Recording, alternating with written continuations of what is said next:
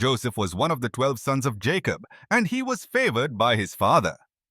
Jacob gave Joseph a richly ornamented coat, often described as colorful or multicolored, which caused jealousy among his brothers.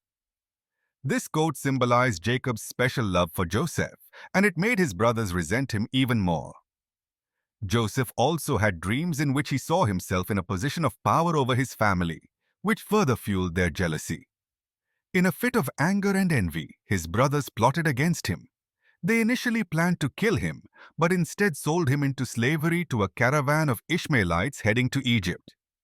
They then dipped his coat in goat's blood and presented it to their father, leading Jacob to believe that Joseph had been killed by a wild animal. In Egypt, Joseph ended up in the house of Potiphar, an official of Pharaoh. Despite his misfortunes, Joseph gained Potiphar's trust and was put in charge of his household. However, Potiphar's wife tried to seduce Joseph, and when he refused, she falsely accused him of assault. Joseph was imprisoned as a result. Even in prison, Joseph's ability to interpret dreams led to him gaining favor with the prison warden.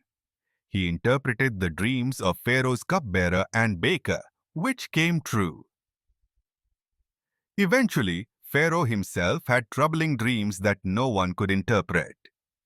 The cupbearer remembered Joseph, and Joseph was brought before Pharaoh.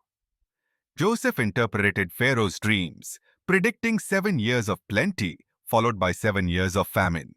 Impressed by his wisdom and insight, Pharaoh appointed Joseph as the governor of Egypt, responsible for managing the resources and preparing for the upcoming famine. During the famine, Joseph's brothers came to Egypt to buy grain, not recognizing Joseph. After a series of tests and interactions, Joseph revealed his identity to them.